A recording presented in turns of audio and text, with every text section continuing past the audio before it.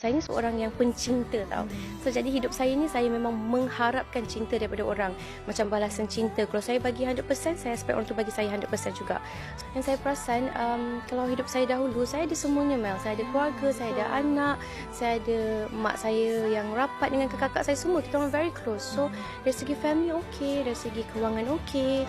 So tapi dalam hati tu memang rasa something is missing. Memang akan ada rasa macam kehilangan sesuatu yang besar tapi tak tahu apa dia.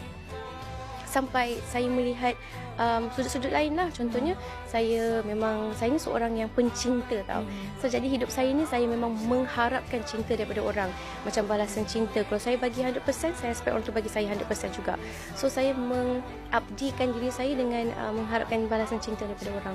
So bila cinta tu semakin mungkin tak nampak, mungkin berkurangan. Orang kata hidup pun dalam perkahwinan. Sebenarnya bukannya cinta tu segalanya. Kita kena tak ada tanggungjawab dan sebagainya. Tapi oleh kerana saya ni pengabdi cinta, so saya dah nampak kekurangan tu sana sini tau. So jadi macam bad mood, risau, rasa macam kenapa life saya macam ni. So di situlah saya kaji. Saya buat kajian di mana saya hilang cinta Allah sebenarnya. Saya tak ada benda tu dalam hidup saya. So sebab tu hidup saya tak sempurna, tak perfect. So bila saya beransur-ansur mendekatkan diri dengan Al-Quran dan sebagainya, di situ saya nampak betapa besarnya cinta Allah pada saya, yang Allah tak pernah meninggalkan saya walaupun saya lupa kat dia.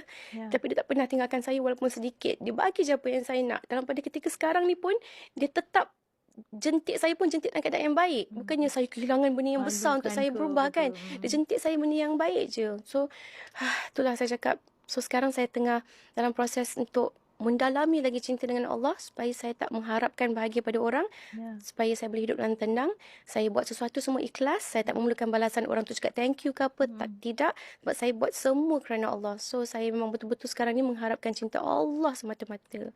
So insya-Allah dengan situ Allah akan menemuikan saya cinta. InsyaAllah kita doakan dunia cinta di dunia pula. yang membawa saya ke syurga.